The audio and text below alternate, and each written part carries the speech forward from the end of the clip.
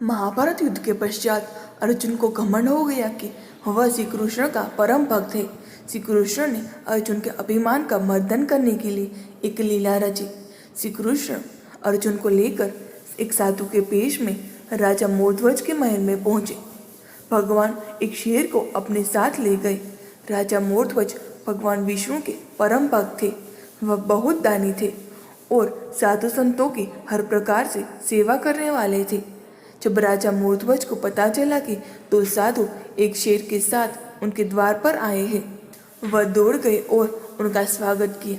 श्री कृष्ण ने कहा कि महाराज, हम आपका आतिथ्य तभी स्वीकार करेंगे यदि आप मेरी एक शर्त माने। श्री कृष्ण कहने लगे कि मेरा यह सिंह नर पक्षी है, यह केवल बच्चों का मांस खाता है। अगर तुम किसी बच्चे का मांस खिला सको तभी हम तुम्हारा आतिथ्य स्वीकार। मोरध्वज ने कहा, आप अपने शेर को मेरे पुत्र का मांस खिला दो, लेकिन एक बार मैं अपनी रानी पद्मावती से पूछ लूं।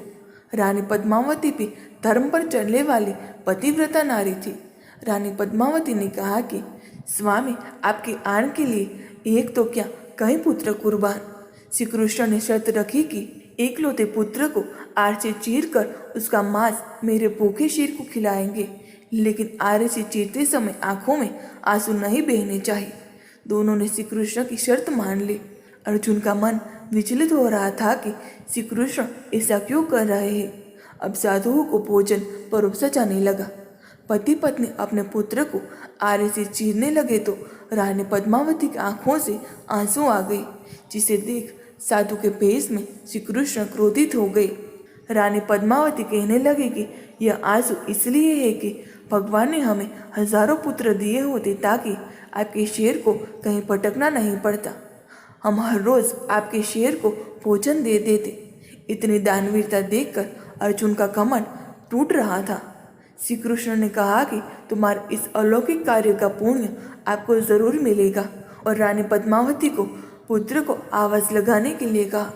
रानी पद्मावती सोचने लगी कि अभी तो सिंहराज ने हमारे पुत्र का भक्षण किया है, लेकिन फिर भी साधु के आदेश पर उन्होंने अपने पुत्र को आवाज लगाई तो पुत्र मुस्कुराते हुए आ गया।